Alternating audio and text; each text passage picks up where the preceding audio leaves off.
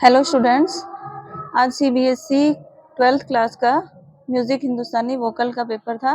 तो जिन बच्चों ने उसके एग्जाम दिए हैं वो इस वीडियो को ध्यान से देखें। इस वीडियो में मैं इनके आंसर्स बताने जा रही हूँ। तो हम पहले खंड ए यानी कि सेक्शन ए को सॉल्व करेंगे। ये शॉर्ट क्वेश्चंस है, 1 नंबर के क्वेश्चन है। संगीत रत्नाकर में गमक के कितने प्रकार बताए गए हैं? तो संगीत रत्नाकर में गमक के 15 प्रकार बताए गए हैं। इसमें डी ऑप्शन आएगा। 7 स्वरों के क्रमयुक्त आरोह अवरोह को क्या कहते हैं? तो इसका आंसर है मूर्छना, सी ऑप्शन आएगा। उस्ताद फयाज खां का संबंध किस घराने से है? इसमें ए ऑप्शन आएगा, आगरा घराने से है। नेक्स्ट क्वेश्चन है, सही कथन को चुनिए। पहला, इसमें धमार ताल में 4 विभाग हैं। तो धमार ताल में 4 विभाग हैं, 5 2 3 4 4 विभाग हैं, ये भी सही है। विलंबित ख्याल को छोटा ख्याल कहते हैं। तो ये गलत है, क्योंकि विलंबित ख्याल को बड़ा ख्याल कहते हैं, तो ये गलत है। संधि प्रकाश रागों का गायन समय 4 से 7 बजे तक होता है, ये बिल्कुल ठीक है। जैसे कि राग भैरव, संधि प्रकाश राग उन्हें कहते हैं जो राग सुबह और शाम की संधि में गाया जाता है। उनका समय 4 से 7 बजे तक होता है, ये बिल्कुल ठीक है। राग बागेश्वरी का वादी स्वर ध है, तो ये गलत है। राग बागेश्वरी का वादी स्वर माँ है, ध नहीं है, ये गलत है। तो हमारे सही हुए इसमें फर्स्ट और थर्ड वाला ए ऑप्शन, ए विकल्प ठीक है। तो फोर्थ क्वेश्चन का आंसर आ रखा है ए। नेक्स्ट फिफ्थ क्वेश्चन, इसमें सही कथन को चुनना है। संगीत पारिजात की रचना 13वीं शताब्दी में हुई। राग मालकोस में स्वर रेपा वर्जित है, ये बिल्कुल सही है। षड्ज ग्राम में 7 मूर्छनाएं होती है, ये बिल्कुल सही है। पंडित शारंग देव ने 306 राग माने हैं, ये गलत है। और संगीत पारिजात की रचना 1665 ईस्वी में हुई थी, 13वीं शताब्दी में नहीं हुई थी, तो ये गलत है। संगीत रत्नाकर की रचना 13वीं शताब्दी में हुई है। तो इसमें हमारे सेकंड और थर्ड ठीक है, इसलिए हमारा सी ऑप्शन आ जाएगा। सी ऑप्शन में थर्ड, सेकंड और थर्ड। नेक्स्ट क्वेश्चन है, सूची 1 को सूची 2 से मिलान कीजिए। तो सूची 1 में है राग विवेकाध्याय, मेंढ, विलंबित ख्याल, राग बागेश्वरी। सूची 2 में है सा मा, बड़ा ख्याल, संगीत रत्नाकर, कोमल गा, कोमलनी। तो इसमें ये राग विवेकाध्याय और संगीत रत्नाकर दोनों ग्रंथ के नाम हैं। तो फर्स्ट का आंसर आ गया थर्ड। मींड, ये मींड का निशान है, तो ये फर्स्ट। विलंबित ख्याल को बड़ा ख्याल कहते हैं, तो यहाँ पे सेकंड आ गया। और राग बागेश्वरी में कोमल गा और कोमलनी प्रयोग होते हैं, स्वर प्रयोग होते हैं, तो इसका फोर्थ आ गया। तो ये ऑप्शन हमारा थर्ड, फर्स्ट, सेकंड और फोर्थ, ये ए। 6 क्वेश्चन का आंसर ए। नेक्स्ट क्वेश्चन है कथन और कथन 2। कथन 1 में है ग मा कोमल धा पा, मा पा गा मा कोमल रे रे सा। स्वर समूह राग भैरव में प्रयुक्त है, तो ये बिल्कुल ठीक है। राग भैरव में रे और धा स्वर कोमल यूज होते हैं, तो इसमें कोमल है, तो ये स्वर समूह राग भैरव का है, ये कथन ठीक है। संगीत पारिजात के रचयिता पंडित अहोबल है, तो ये भी ठीक है। तो इसमें ए ऑप्शन आ गया। कथन 1 और 2 दोनों सही है। नेक्स्ट क्वेश्चन, तानपुरे में जोड़ी के तार षड्ज स्वर में मिलाए जाते हैं, ये बिल्कुल सही है। तानपुरे में 4 तार होते हैं, जिनको पा सा सा सा, प मंद्र पद सप्तक का प, ये बीच के दोनों स्वर जोड़ी के तार होते हैं, दोनों ही सा में मिलाए जाते हैं। और ये वाला जो सा होता है, ये मंद्र सप्तक का सा होता है। तो बीच के तार यानी कि जोड़ी के तार षड्ज स्वर में मिलाए जाते हैं, ये बिल्कुल ठीक है। आधुनिक काल में रागों के समय चक्र को पंडित विष्णु दिगंबर पुलस्कर ने स्थापित किया, ये गलत है। तो इसमें कथन 1 सही है, परंतु कथन 2 गलत है, तो बी ऑप्शन आ जाएगा। नेक्स्ट, अब ये 2-2 नंबर के क्वेश्चन आ गए हैं। निम्नलिखित में से किन्हीं 2 को परिभाषित कीजिए। तो पहला है कर्ण। कर्ण होता है स्वर का सौंदर्य बढ़ाने के लिए, और कर्ण का निशान होता है, जैसे कि हमें ग को गाना है तो ग पे रे का कर्ण लेंगे, रे या माँ का, ग में माँ का कर्ण लेंगे तो इस तरीके से ऊपर छोटा लिखा जाएगा। यदि आगे वाला लेंगे तो आगे छोटा सा लिखा जाएगा, यानी कि हल्का सा स्पर्श करके गाया जाएगा। रे को हल्का सा स्पर्श करके गा को गाएंगे, इसे कर्ण स्वर कहते हैं। कर्ण स्वर को स्पर्श स्वर भी कहते हैं। नेक्स्ट मींड है। मींड वो होता है जब दो स्वरों के जो बीच के स्वर हैं उसका उच्चारण ना करे, बिना उच्चारण के गाया जाए, एक तरीके से लंबा खींच के गाया जाए तो उसे मींड कहते हैं। ये भी स्वर सौंदर्य में यूज होता है और इसका निशान है जैसे कि प, प और ग। प के बीच में माँ है बट माँ को नहीं गाया जा रहा है और उसको खींच के गाया जा रहा है, इसका इस तरीके का निशान होता है। नेक्स्ट है गमक। गमक उसे कहते हैं स्वरों के कंपन को, जिससे श्रोताओं के मन को प्रसन्नता मिले, यानी कि जिससे स्वर अच्छा लगे। अलंकार। गमक के 15 प्रकार हैं, ये पहले शॉर्ट क्वेश्चंस में आया था। नेक्स्ट है अलंकार। स्वरों की वह विशिष्ट रचना जो क्रमानुसार हो, उसे अलंकार कहते हैं। जैसे अपने शरीर को सजाने के लिए आभूषणों की आवश्यकता होती है, ऐसे ही संगीत को सजाने के लिए अलंकारों की आवश्यकता होती है। नेक्स्ट क्वेश्चन, अब इसमें ऑप्शन है या तो क या फिर ख। तो इसमें है राग मालकोस की प्रमुख विशेषताओं का वर्णन करें। तो हमें नंबर ध्यान देने हैं, ये 2 नंबर का है तो इतना इसको लेंदी नहीं करना। राग मालकोस का थाट भैरवी है। रे और पा स्वर यूज नहीं होते, रे और पा स्वर वर्जित हैं। मैं यहाँ लिख देती हूँ, थाट भैरवी है, रे और पा स्वर वर्जित हैं, रे और पा स्वर यूज नहीं होते। इसमें ग, धा और नी स्वर कोमल प्रयोग होते हैं। इसका गायन समय रात्रि तृतीय पहर है। इसमें वादी स्वर मा और समाधि स्वर सा है। इसमें जो न्यास के स्वर हैं, न्यास मतलब कि जिसके ऊपर ठहराव किया जाता है, वो है सा, गा और मा। तो इतना ही काफी है इसके लिए। इसमें राग मालकोस में आरोह अवरोह पकड़ भी लिख सकते हैं विशेषताओं में। नेक्स्ट क्वेश्चन है संगीत पारिजात का संक्षिप्त विवरण दीजिए। इसमें भी ऑप्शन है या तो संगीत पारिजात या बागेश्वरी। संगीत पारिजात पंडित अहोबल ने लिखा था। ये 2 नंबर का ही क्वेश्चन है, इसलिए इसमें ज्यादा लेंदी नहीं लिखना। पंडित अहोबल ने संगीत पारिजात 1665 ईस्वी में लिखा है। इसमें स्वर, ग्राम, मूर्छना, स्वर विस्तार, वर्ण, अलंकार, राग सबका वर्णन किया गया है और 22 श्रुतियों पर स्वर की स्थापना भी की है। संगीत पारिजात पंडित अहोबल ने लिखा है और पंडित अहोबल पहले ऐसे ग्रंथकार हैं जिन्होंने वीणा के तार की लंबाई में निश्चित विभाग बनाकर शुद्ध और विकृत स्वरों की स्थापना की है। पंडित अहोबल ने स्वरों के 29 नाम दिए हैं, लेकिन 12 स्वरों से ज्यादा यूज नहीं किया है, क्योंकि वो जो 12 स्वर है उनमें विकृत स्वरों के ही अलग अलग नाम दे दिए, एक ही स्वरों के कई नाम दे दिए हैं, इसीलिए 29 नाम हो गए हैं। और इन्होंने 122 राग माने हैं। इन्होंने आरोह अवरोह, ग्रह, न्यास, मूर्छना का भी वर्णन किया है और संगीत पारिजात में रागों के गायन समय का भी वर्णन किया गया है। अब नेक्स्ट है राग बागेश्वरी का विस्तार 50 स्वरों तो कीजिए। तो बच्चों, मैंने आपको पहले वीडियो में आरोह अवरोह और पकड़ के साथ विस्तार करना बताया था, तो हमें सिर्फ वादी और समाधि स्वरों का ध्यान रखना है और प्रयुक्त स्वरों का ध्यान रखना है कि इसमें ग और नी कोमल है। राग बागेश्वरी में ग और नी स्वर कोमल है, इसका ध्यान रखना है। और मा और सा स्वर वादी समाधि है। इसके अलावा वर्जित स्वर है आरोह में रेधा। हमें इस चीज को ध्यान में रखते हुए विस्तार करना है।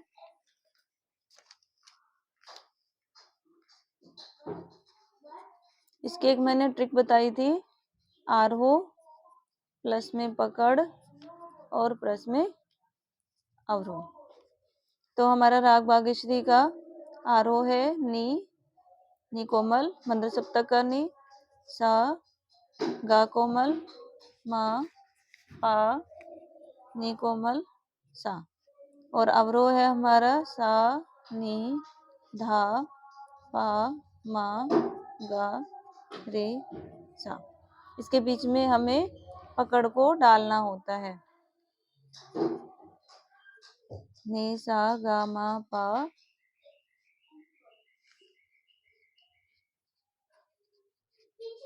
सा नी धा पा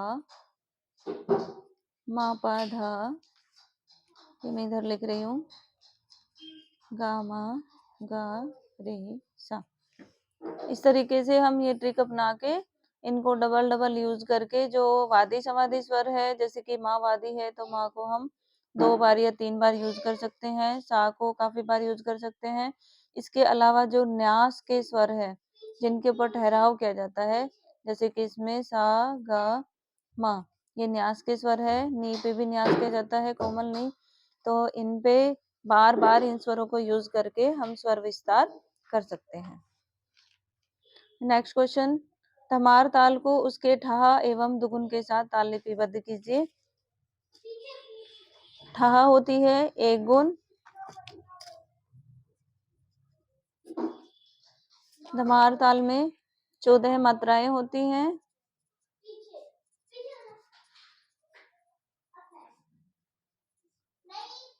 और इसमें 5, 2, 3, 4 के 4 विभाग होते हैं। इसके बोल है क, धी, ट, धी, ट, धा, आ, ग, ती, त, ती, ट, ता, आ। इसमें पहली मात्रा पे सम, छठी मात्रा पे दूसरी ताली, 8वीं मात्रा पे खाली और 11वीं मात्रा पे तीसरी ताली होता है। और जब इसकी दुगुन करेंगे तो 2 बोल को 1 मात्रा, दुगुन का मतलब है 1 मात्रा में 2 बोल। तो ये 2 बोल का और धी, इसको हम पहली मात्रा में लिखेंगे। इसके बाद नेक्स्ट 2 बोल टा धी, नेक्स्ट 2 बोल टा धा, नेक्स्ट आग। इसी तरीके से 1 मात्रा में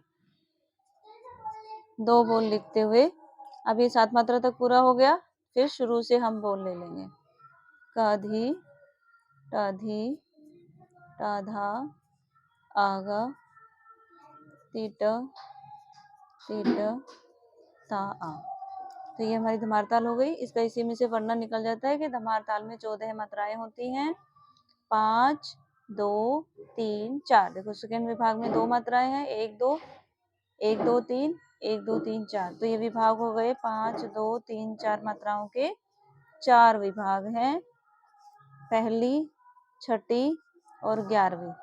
पहली पर तो सम होता ही है, छठी और 11वीं पर ताली है और 8वीं पर खाली है। नेक्स्ट क्वेश्चन है तानपुरा को मिलाने की विधि।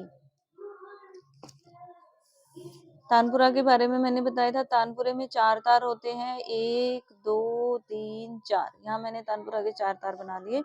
तो इसमें पहला तार मिलाया जाता है मंद्र पा से, बीच के 2 तार जोड़ी के तार होते हैं, ये मध्य सप्तक के सा से मिलाए जाते हैं, और लास्ट का तार मंद्र सप्तक के सा से मिलाया जाता है। यदि किसी राग में पा स्वर वर्जित हो तो ये मंद्र मा से मिलाया जाता है और सारे स्वर सेम रहते हैं।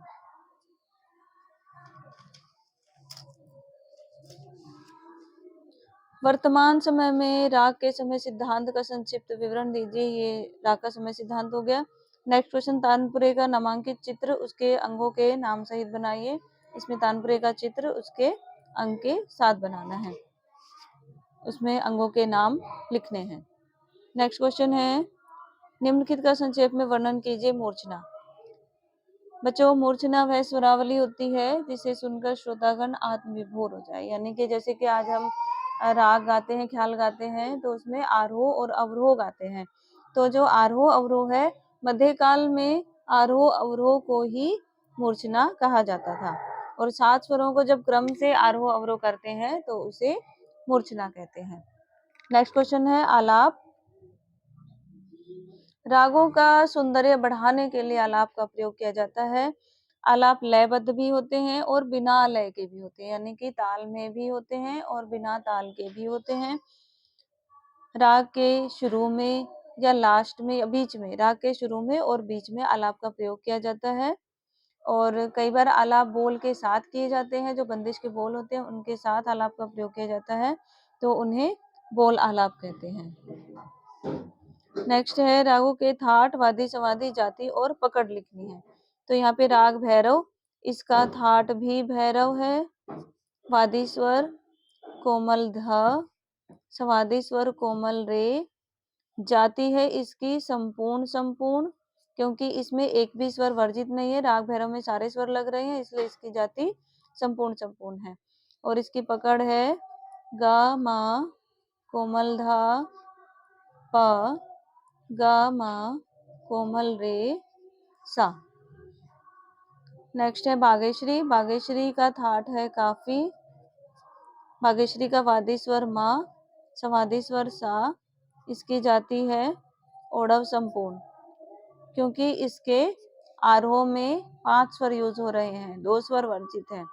बागेश्वरी के आरोह में रे और धा स्वर वर्जित है, इसीलिए इसकी जाति ओढ़व संपूर्ण है। नेक्स्ट क्वेश्चन 6 नंबर का है, अपने पाठ्यक्रम में दिए गए किसी एक राग में विलंबित ख्याल के साई तथा अंतरा को 2 तान सहित स्वर लिपिबद्ध, यानी कि इसमें नोटेशन लिखनी है आपको। विलंबित ख्याल मीन्स बड़ा ख्याल के अपने, या फिर इसके अलावा ये क्वेश्चन कर सकते हैं, अपने पाठ्यक्रम के किसी एक राग में तराना को स्वर लिपिबद्ध कीजिए। जो निरर्थक शब्दों की बंदिश होती है उसे तराना कहते हैं। तो इसमें तराना को स्वर लिपिबद्ध यानी कि तराना की नोटेशन लिखनी है। नेक्स्ट क्वेश्चन में वर्तमान समय में ख्याल या ध्रुपद के किसी एक कलाकार के गायन शैली की विशेषताओं का वर्णन करना है। जो मॉडर्न टाइम में ख्याल गायक जो भी हैं और ध्रुपद गायक जैसे कि उस्ताद रहीम फहीमुद्दीन डागर हैं, तो उनकी गायन शैली पर हम विशेषताएं इसमें बता सकते हैं। या फिर इसके अलावा ये क्वेश्चन कर सकते हैं, प्रत्येक राग की शुरुआत आलाप से होती है, आलाप के द्वारा राग का शुद्ध स्वरूप प्रदर्शित किया जा सकता है। राग के स्वरों का ताल सहित विस्तार करते समय सभी राग की प्रमुख विशेषताओं को आलाप के द्वारा दर्शाया जा सकता है। इसके अतिरिक्त राग में मेंढ कर्ण गमक आदि का प्रयोग भी राग के आलाप में किया जाता है। अब इसमें क्या करना है कि किन्हीं 2 रागों में 100 स्वरों तक का आलाप मींड कर्ण और गमक आदि के चिन्हों को दर्शाते हुए लिखिए। तो मैंने आलाप करने का तरीका, आलाप में हमें मींड कर्ण और गमक यूज करना है। तो आपको ये पता होना चाहिए मींड क्या होता है। मींड में मींड का निशान ये होता है, जैसे कि पा से लेके हम रे तक गा रहे हैं तो बीच के स्वर को ना गाते हुए उच्चारण किए बिना, 2 स्वरों के बीच के स्वरों को उच्चारण किए बिना जब गाते हैं तो उसे मींड कहते हैं। इसका ये निशान होता है, हमें ये स्वर यूज करना है। इसके अलावा कर्ण, कर्ण जब हम किसी एक स्वर को टच करते हुए दूसरे स्वर पे जाते हैं, जैसे कि हमें गा गाना है और रे स्वर को टच करते हुए गा रहे हैं, जैसे राग भैरव में गाते हैं तो वो राग भैरव में कोमल रे स्वर को टच करते हुए गा को गाएंगे, उसको कर्ण स्वर कहते हैं। कर्ण स्वर को स्पर्श स्वर भी कहते हैं। और गमक में हम खटका मुर्की इस तरीके से यूज कर सकते हैं। जैसे कि खटका में एक स्वर पा स्वर को गाना है तो खटका क्या होता है, उसके आगे के और पीछे के स्वर को लेते हुए गाते हैं। जैसे इसका निशान ये है, जैसे हम पा को गाएंगे तो आगे का स्वर पा मा धा पा इस तरीके से गा देंगे। और मुर्की में 3 स्वर को लेते हैं, जैसे पा को ही करना है, पा को करना है तो 3 स्वर लेते हैं, पा मा गा या पा गा मा, इस तरीके से 3 स्वर को लेते हैं तो मुर्की होता है। तो जब भी हम आलाप करते हैं, जैसे हमें राग भैरव का, मैं एक राग का इसमें आलाप लेके दिखा देती हूँ। जैसे कि हमें राग भैरव का आलाप करना है तो हमें स्वरों का ध्यान रखना है। राग भैरव में रे और ध्वा स्वर कोमल होते हैं और कोई भी वर्जित नहीं है, तो हम किसी तरीके से भी उसमें आलाप लिख सकते हैं। तो हमें यहाँ पे सा इसको लंबा करना है, उसके बाद रे कोमल,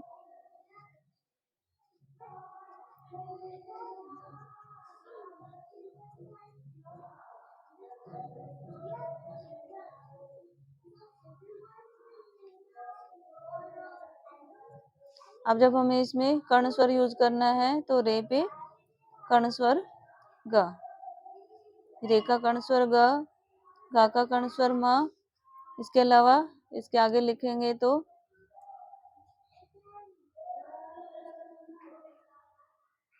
ये हमने इसमें मींड का निशान लगा दिया, मींड यूज कर सकते हैं।